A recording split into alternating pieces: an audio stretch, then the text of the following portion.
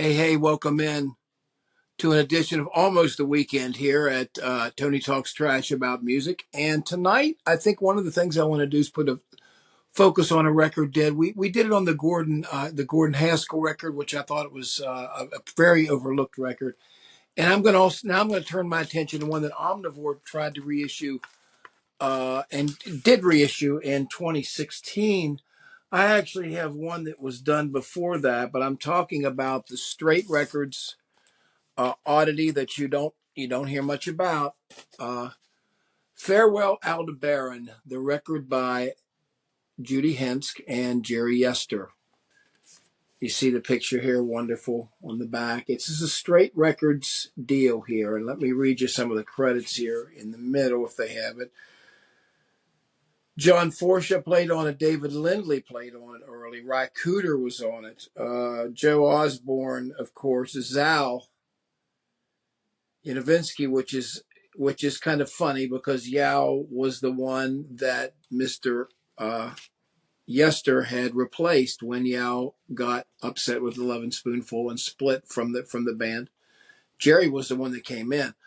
In addition to this, we should draw some attention to here. He produced two of the very most important Tim Buckley records. Happy Sad and Goodbye Hello were both productions of Jerry Yester.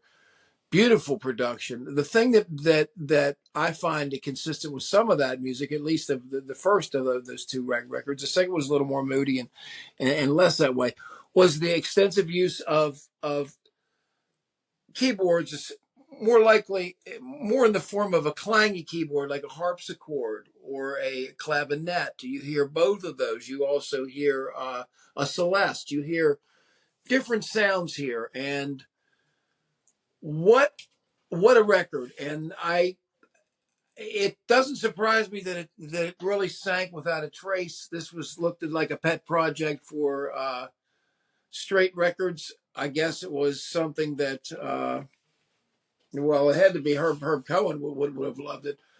But you'll know that Flo and Eddie ended up loving Snowblind with Fallbrook Sedgwick gave to Nancy.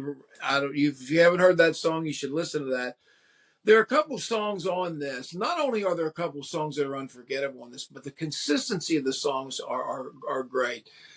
Before we get further on this, one of the weaknesses in this record has been the mix and has been the mastering. Now, they say that there's some issues with the mastering. I don't agree that after listening to this and listening to the original and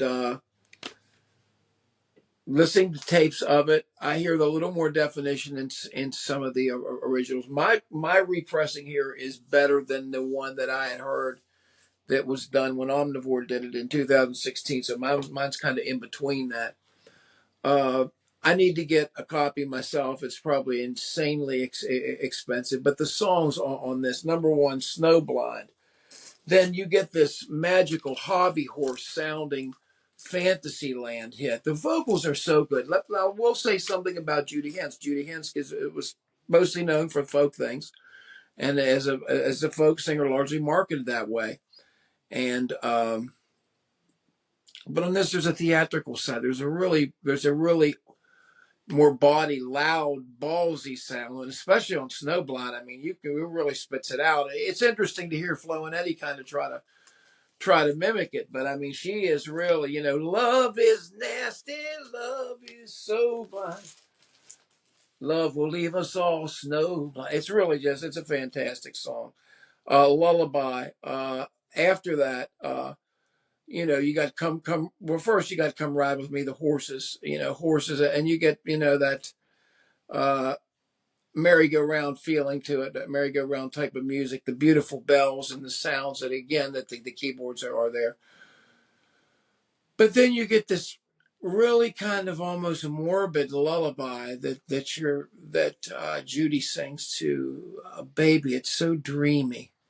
And the one thing you hate is that they didn't have a little more money to make this sound a little bit better, because the mix on this thing is somewhat harsh at times and is also somewhat, in places is vocal heavy. I mean, there's some places where, there's very little The vocals are fantastic, but you can hear there's a great track underneath it, but it's buried sometimes.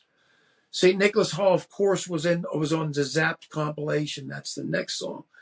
It's a rant against religion and the dichotomy of saying we provide for the poor, but begging people for money on money drives.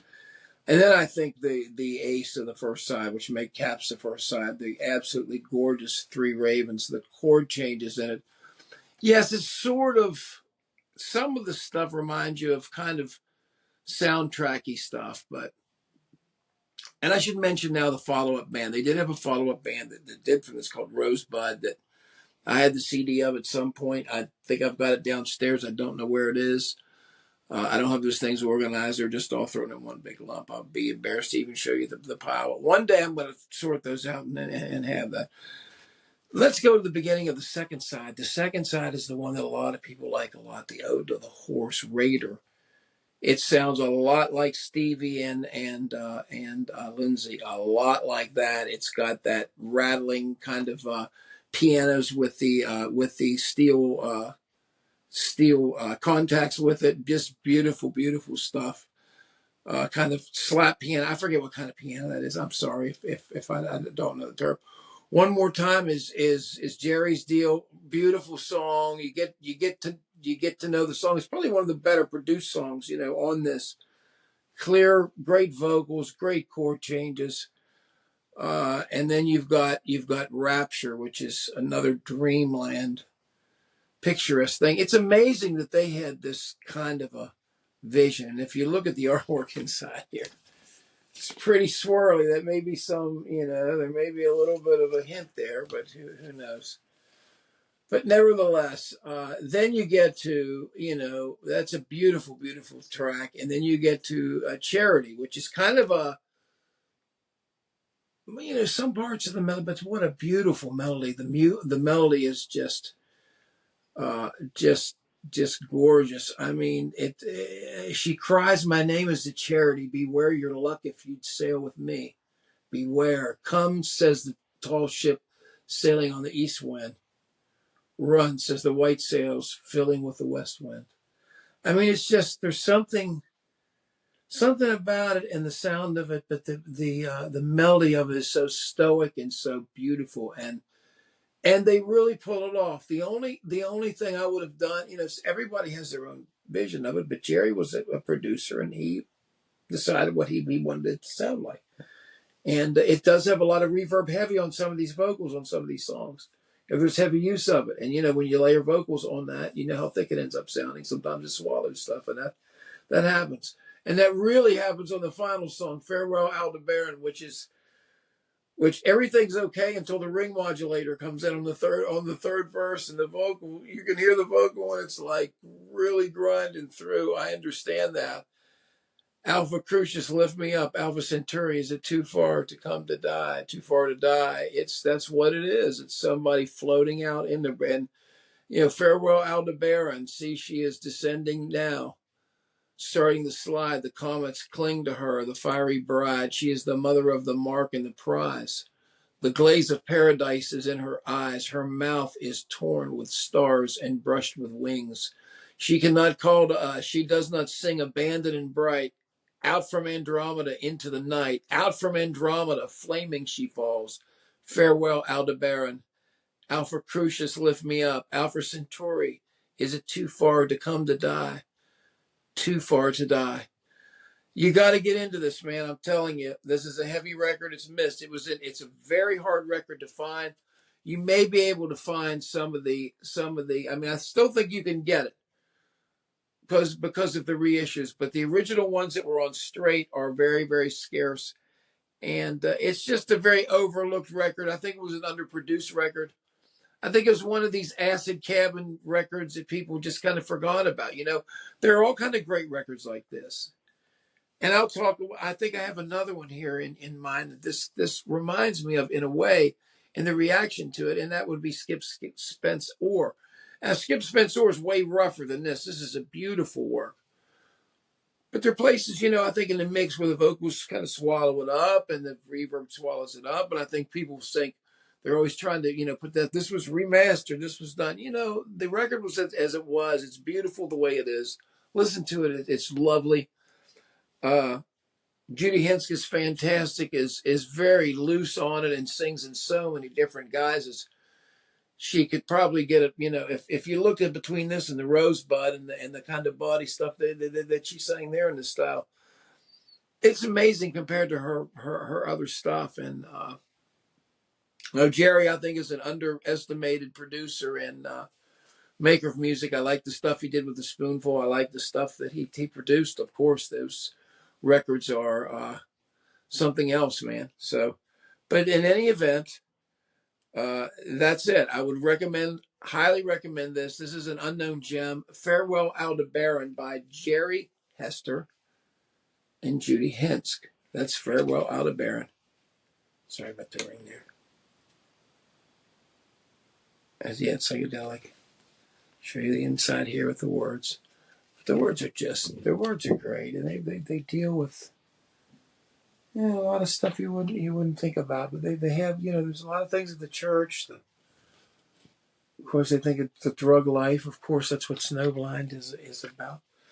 But anyway, thanks a lot for everybody tuning in here. I hope I've brought this to your attention, or if you're a fan of this, reminded you of this to dig it out and take another play to it, because it's really a pretty underrated gem, and I think it deserves a lot higher of a profile than it really has. And I think the reason it does, because it was a small label, small quantities, not really one artist, a combination of husband and wife or boyfriend and girlfriend at the time.